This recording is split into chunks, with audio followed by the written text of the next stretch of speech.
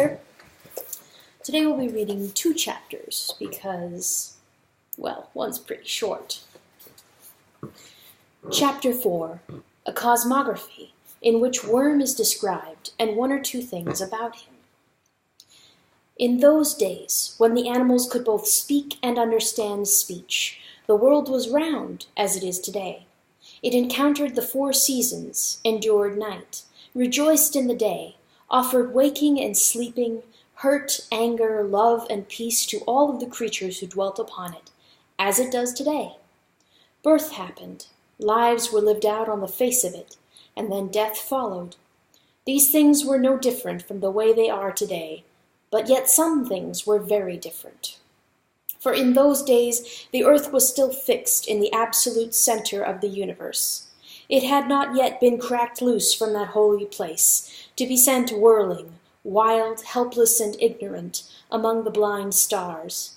And the sun still traveled around the moored earth, so that days and nights belonged to the earth, and to the creatures thereon, not to a ball of silent fire. The clouds were still considered to flow at a very great height, halfway between the moon and the waters below, and God still chose to walk among the clouds, striding like a man who strides through his garden in the sweet evening. Many tens of thousands of creatures lived on this still, unmoving earth. These were the animals. Chanticleer among them, whom God noticed in his passage above, and the glory of it was that they were there for a purpose. To be sure, very few of them recognized the full importance of their being, and of their being there, and that ignorance endangered terribly the good fulfillment of their purpose. But so God let it be. He did not choose to force knowledge upon the animals. What purpose? Simply, the animals were the keepers, the watchers, the guards. They were the last protection against an almighty evil which, should it pass them, would burst bloody into the universe and smash into chaos and sorrow everything that had been made both orderly and good. The stars would be no help against him, and even the angels, the messengers of God, even the dun cow herself, would only grieve before him and then die. For messengers can speak, but they cannot do as the animals could. The earth had a face then, smiling blue and green and gold and gentle, or frowning in furious gouts of black thunder. But it was a face, and that's where the animals lived, on the surface of it. But under that surface, in its guts, the earth was a prison. Only one creature lived inside of the earth then, because God had damned him there. He was the evil the animals kept. His name was Worm. Deep, deep under the oceans and the continents, under the mountains and under the river which ran from them to Chanticleer's land, Worm crawled. He was in the shape of a serpent, so damnably huge that he could pass once around the earth and then bite his own tail ahead of him. He lived in caverns underneath the earth's crust, but he could, when he wished, crawl through rock as if it had been loose dirt. He lived in darkness, in dampness, in the cold. He stank fearfully because his outer skin was always rotting, a runny putrefaction which made him itch, and which he tore away from himself by scraping his back against the granite teeth of the deep. He was lonely. He was powerful because evil is powerful. He was angry, and he hated with an intense and abiding hatred the God who had locked him within the earth. And what put the edge upon his hatred, what made it an everlasting acid inside of him, was the knowledge that God had given the key to his prison in this bottomless pit to a pack of chittering animals. Oh, it was a wonder that Chanticleer the rooster, that a flock of broody hens, a dog, a weasel, and tens of thousands of such-like animals, even that Ebenezer rat, should be the keepers of Worm. The little against the large, the foolish set to protect all the universe against the wise. "Some worm!" he roared all the day long. "Sub terra!" Yet so deaf were the animals to the way of things that even this dreadful announcement they did not hear. Chanticleer went about crowing his canonical crows, and planning his plans, and blustering his hens through another day, deaf to the cry and ignorant of his own purpose upon the earth. Dumb feathers made watchers over worm in chains. It was a wonder, but that's the way it was, because God had chosen it to be that way. A rooster stood in the middle, and on one particular day he was irritated by the fact that he couldn't finish his sun bath. But that's the way that it was. Chapter 5. Worm acts. Cockatrice is born. East of Chanticleer's land, upriver from him a good many miles, and near the mountains out of which the river flowed, was another land, ruled by another rooster. No communication existed between the two lands, because a forest stood between, and nations lay isolated in those days, so neither rooster knew of the other, and what went on in either place went on unto itself. Senex was this rooster's name, Senex with his back to the mountains. In his coop there were nearly 100 hens, because his rule had been a long one. He was very old. It was evident to everyone that he would soon die. His head was pink, bald around his comb. His toes, which had once been a source of pride to him, were thick and bent into 4 directions, so that he walked with a peculiar shuffle and could not perch well on a roost. His eyes were failing. His crow had diminished to a henny kind of cluck, and he apologized a great deal, which infuriated him, but he couldn't seem to help it. 2 other problems he had. He would crow the morning in the middle of the night. His clock was off, and that sent his animals into a scurvy confusion. The 100 hens would flock outside, prepared to work, and find that only the moon was there to shine on them. Back inside they would flock again, mumbling, clucking, shoving, and bitching a nasty bitch.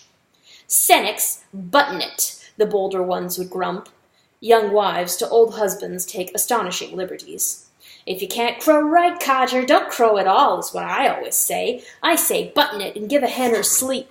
Or sleep in the trees yourself, which is to say, if saying can be heard by your bung ears, get out. "Sorry, sorry, sorry," the poor rooster would apologize, and then despise himself for having done so, because he was lord after all.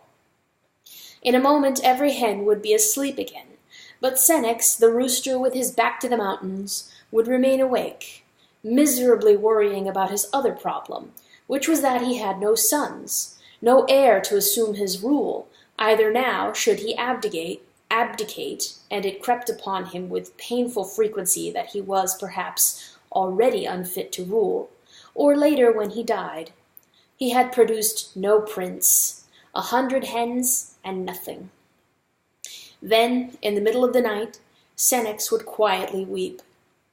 He wept for his land. If he left no ruler behind him, the various powers in the land would break their backs against one another, trying to seize rule, and the land would itself suffer.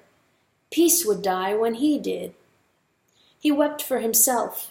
For all of his past years of unordained and gentle ruling, he received very little honor now. He was still carried in procession among his animals, and they still blessed him as he passed by, but that soon felt to him like a mock when his hens forgot how to say "sir," and called him instead by his first name, and sometimes even forgot that. They fed him gruel and gossiped womanish things in his very presence, as if the whole coop were their kitchen and he a baby in a bib. He had gotten no son on them. And he wept for his name.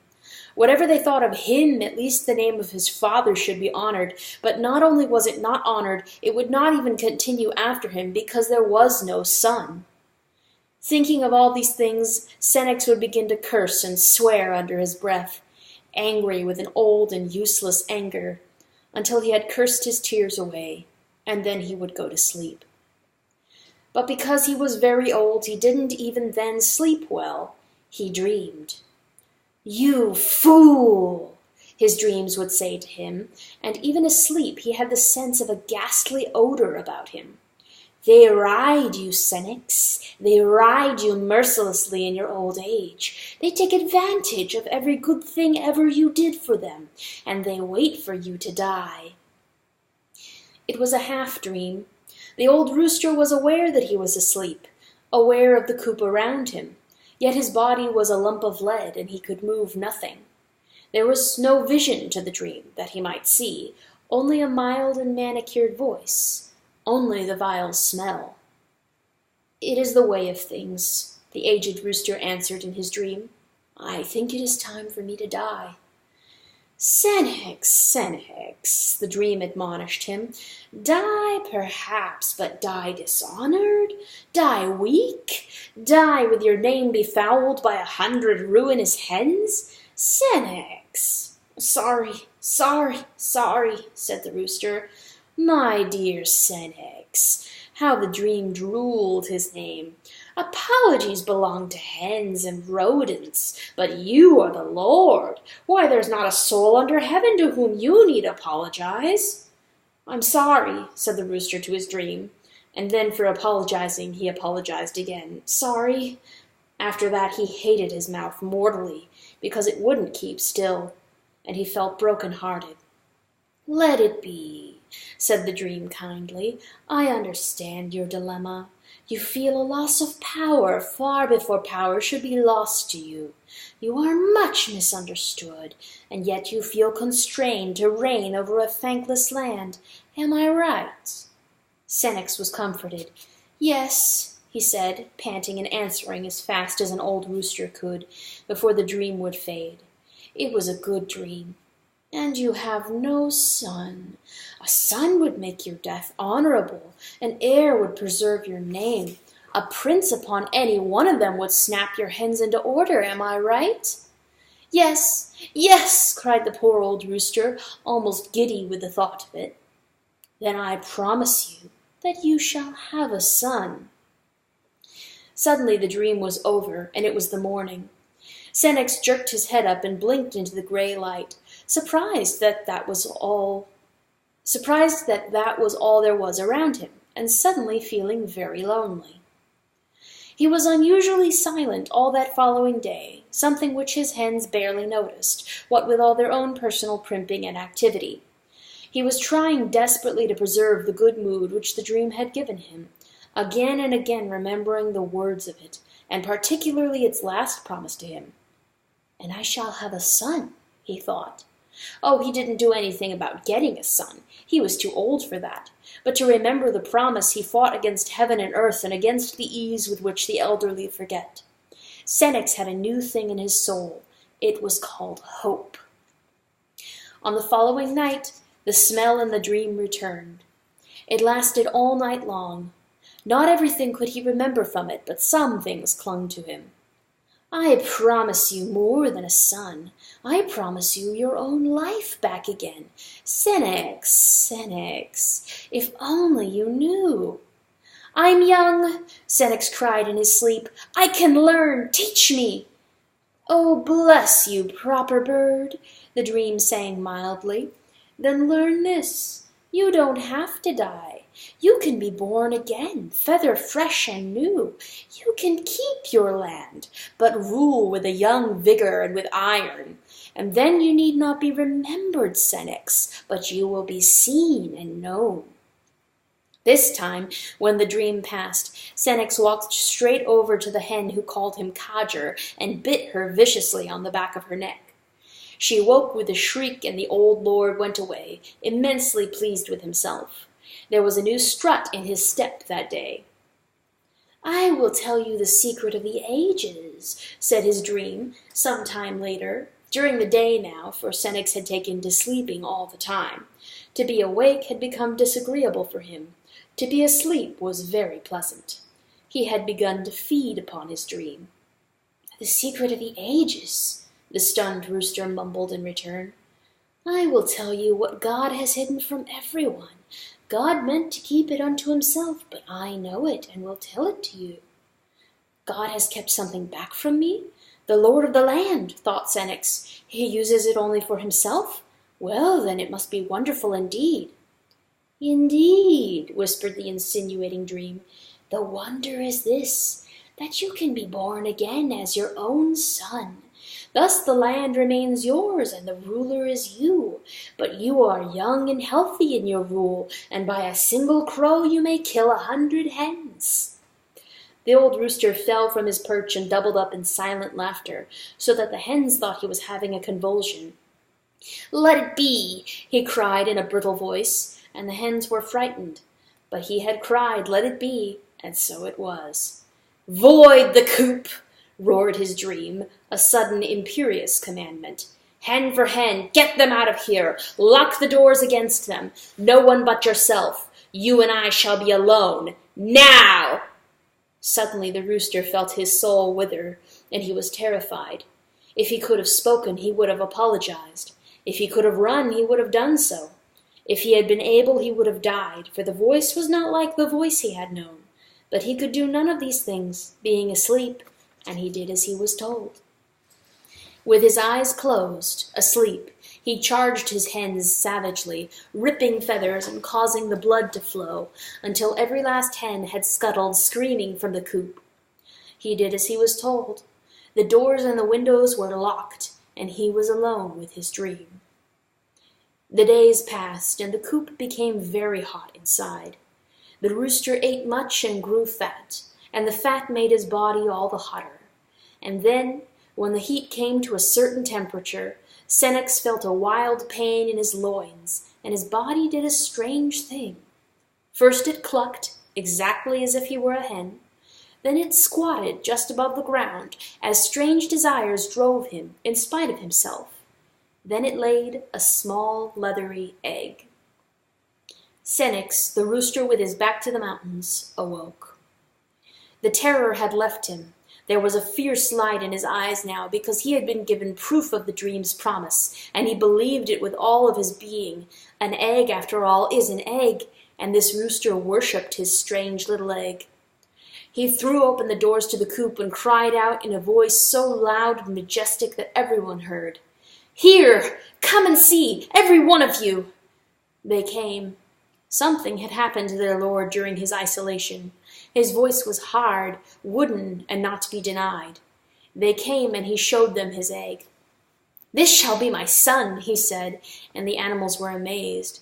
"When he is hatched, he will bear my name, and he will rule over you, righteous, just, and punishing." Oh, the old evils would be scoured clean. The animals didn't know what to say. They didn't understand the light in Senex's eye. So they filed past the egg in silence and out again. But this time Senex commanded one toad to stay in the coop with him, and again the doors were locked. The toad was forced to sit upon the little egg, while Senex fed him sumptuously upon bread and filled his head with all manner of wild sayings. The poor toad held his peace and passed his time in fear. When it became clear that the egg was about to hatch, the old rooster called all of the animals into the coop again. He hopped about on his crooked toes and chuckled to himself, and shook his head violently at the joke which was about to be played. But the animals were there because they must witness this birth, and, he told them gleefully, they must welcome their new ruler. "Apologize to you?" he cried again and again. "Apologize to a pack of ungrateful parasites? Ha! Don't look for it. Look for recompense." But as no one understood his rambling, no one answered. They shrank from him, and they watched the egg. It hatched. Better, it ripped apart. A new rooster was born. For 7 days, as the animals began to come and go through the coop, Senex sat and stared at his son with a wild intensity, saying nothing, but grinning and nodding with hungry satisfaction. Then, on the 7th day, the rooster chick began to grow a tail. The tail had no feathers on it and no hair. It was a serpent's tail, but it grew with an astonishing speed, and old Senex lost his grin. Very slowly, a sense of cheat began to eat at his heart, and then he began to shoot glances at the other animals who always filled the coop to see this wonder. The rooster chick continued to grow, though it ate nothing at all. It was fed and nourished by the earth itself. As it grew, it developed gray scales underneath its body, from the throat to the tail, and the tail itself was covered all over with scales. Yet it had a rooster's head and the wings of a rooster, but they were like fire, and its eye was red. Senex, the rooster with his back to the mountains, began to feel the urge to apologize again. and he kept his head bent very low, not only to hide from the gaze of his animals, but also because this thing of his ancient loins, this rooster chick, had begun to glare back at him, coiling and uncoiling its tail. On the 50th day since the arrival of the rooster chick, two things happened. Senex could stand it no longer. The cold stare had broken him. He went to the door of his coop, shivering, shaking his bald head and chattering in a voice very weak. Sorry, sorry, sorry, sorry, sorry. The animals gathered and watched him, some of them with disgust, some with curiosity, and some full of pity. One hen saw her opportunity. She began a speech. The wheel turns, Senex, and now we know the stuff the Lord is made of. Peck a hen and pay for your trouble is what I always say. She began to walk forward from the crowd. Peck me and pay me, codger. Now it's my turn. The hen never finished her speech. She had a loud and husky voice, but another voice cried out now which swallowed hers entirely. Damn the name Senex! Screamed the monster from within the coop. The animals froze, horrified. Senex snapped up his head without turning around. A look of infinite knowledge passed over his face, and despair. I am my own, the shriek continued, and my name is Cockatrice. Then this was the second thing which happened. While every animal watched unmoving, Cockatrice stepped out behind the old rooster, whispered something into his ear, and killed him, piercing his head through and through with its beak. Senex fell, feather and bone, into a little heap. Then Cockatrice swept the poor, exhausted body aside with its tail and began to rule in his place.